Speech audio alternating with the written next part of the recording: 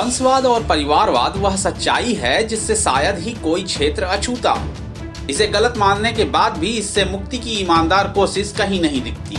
दुर्भाग्य से जनसेवा जैसे क्षेत्र सियासत में इसका गहरा असर रहा है। अपने देश की राजनीति में यह एक नासूर की तरह है जिसे हर दौर में हर पार्टी में देखा गया।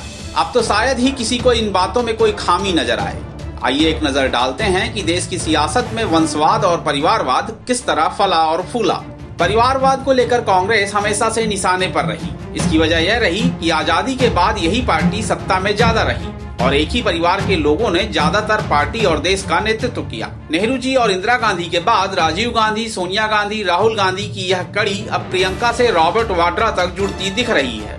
गांधी परिवार से अलग राजेश पायलट के बेटे सचिन पायलट, उमाशंकर दीक्षित की बहू शीला दीक्षित और उनके बेटे संदीप दीक्षित, बाबू जगजीवन राम की बेटी मीरा कुमार, जितेंद्र प्रसाद के बेटे जितिन प्रसाद, प्रणब मुखर्जी की बेटी शर्मिष्ठा मुखर्जी, दिग्विजय सिंह के बेटे जयवर्धन, मोहिंदर कौर के बेटे अमरिंदर सिंह, खुद अमरिंदर सिंह के बेटे रनिंदर कौर और पत्नी प्रीनीत कौर, इनके अलावा हेमवती नंदन बहुगुणा की बेटी रीता बहुगुणा और उनके भाई विजय बहुगुणा और माधवराव सिंधिया के बेटे ज्योतिरादित्य सिंधिया जो अब बीजेपी में हैं।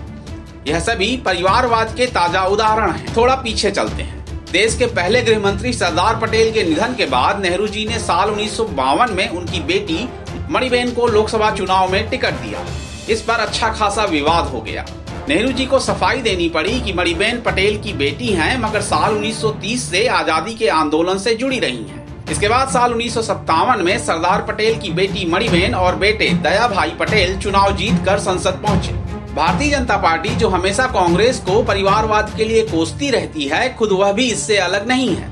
साल 2014 के लोकसभा चुनाव में प्रचार के दौरान प्रधानमंत्री मोदी ने कांग्रेस के परिवारवाद पर निशाना साधते हुए कहा कि कांग्रेस से कोई उम्मीद मत कीजिए, लोकतंत्र उसके स्वभाव में नहीं है, वह परिवारवाद की राजनीति से जिंदा है। जबकि ऐसा बोलते वक्त प्रधानमंत्री अपनी ही पार्टी की हकीकत को नजरअंदाज कर देते हैं कि खुद भारतीय जनता पार्टी भी इसकी गिरफ्त में है। राजनाथ सिंह के बेटे पंकज सिंह, ठाकुर प्रसाद के बेटे रविशंकर प्रसाद, यशवंत सिन्हा के बेटे जयंत सिन्हा, विजय राजे सिंधिया की बेटी वसुंधरा राजे और यशोधरा राजे, वसुंधरा राजे के बेटे दुष्यंत सिंह, प्रमोद महाजन की बेटी पूनम महाजन, गोपीनाथ मुंडे की बेटियां पंकजा और प्रीतम मुंडे, साहिब सिंह वर्मा के बेटे प्रवेश वर्मा, वाजपेयी जी के कुछ रिश्तेदार, सदाशिव राव महादिक की बेटी गायत्री राजे महादिक, प्रेम कुमार धूमल के बेटे अनुराग ठाकुर, हुकुम सिंह की बेटी मृगांका सिंह, कल्याण सिंह के बेटे राजवीर सिंह और पोते संदीप सिंह, लालजी टंडन के बेटे आशुतोष टंडन, स्वामी प्रसाद मौर्य के बेटे उत्कर्ष मौर्य, मेनका गांधी के बेटे वरुण गांधी,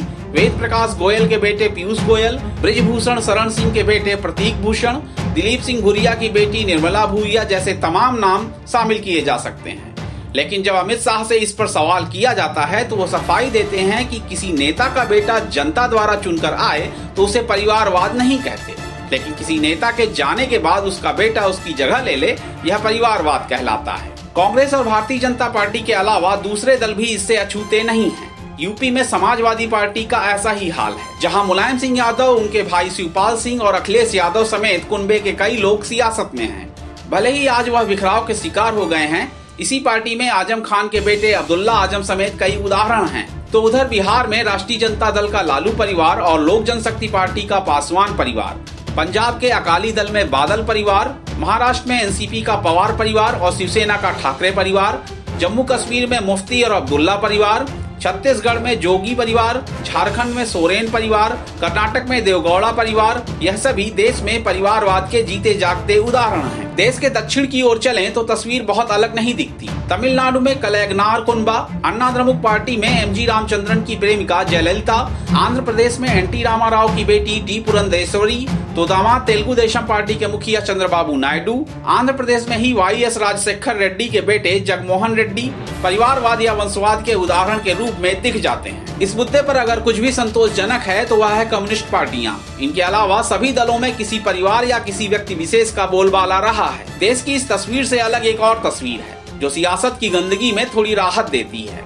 ऐसा भी नहीं है कि देश में अपनी राजनीतिक विरासत अपने ही परिवार को देने की परंपरा रही है। तमाम ऐसे नेता भी रहे हैं जिन्होंने इस धारा के विपरीत अपनी राजनीतिक विरासत ऐसे लोगों को सौंपी जिनका उनके परिवार से कोई वास्ता नहीं था। इससे जुड़ी एक घटना का जिक्र खूब किया जाता है। जब जनता पार्टी ने कर्पूरी ठाकुर के साथ उनके बेटे रामनाथ ठाकुर को टिकट दिया तो कर्पूरी ठाकुर ने अपना नाम सूची से हटवा दिया। उनका कहना था कि एक परिवार से एक व्यक्ति को ही चुनाव लड़ना है। अगर पार्टी मेरे बेटे में इतनी प्रतिभा देखती है तो मैं अपना नाम वापस लेता हूँ। कुछ इसी तरह चौधरी चरण सिंह रहे, जो जब तक स्वस्थ रहे तब तक उन्होंने अपने बेटे अजीत सिंह को राजनीति में नहीं आने दिया।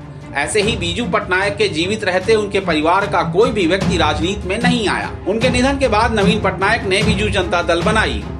ऐसे ही कुछ और बड़े नेता रहे जो वंशवाद और परिवारवाद के अपवाद रहे। इनमें महात्मा गांधी, राम मनोहर लोहिया, लाल कृष्ण आडवाणी, नरसिम्हा राव, मनमोहन सिंह, काशीराम, ज्योति बसु, जॉर्ज फर्नांडिस, IK गुजराल, नरेंद्र मोदी, नीतीश कुमार, VP सिंह, मनोहर पर्रिकर जैसे कई नाम मिल जाएंगे, जिन्होंने न केवल अपने परिवार को सियासत से दूर रखा बल्कि उन्होंने अपनी राजनीतिक विरासत अपने ही परिवार को देने से परहेज किया। अपने देश में परिवारवाद और वंशवाद की जड़ें बहुत गहरी हैं।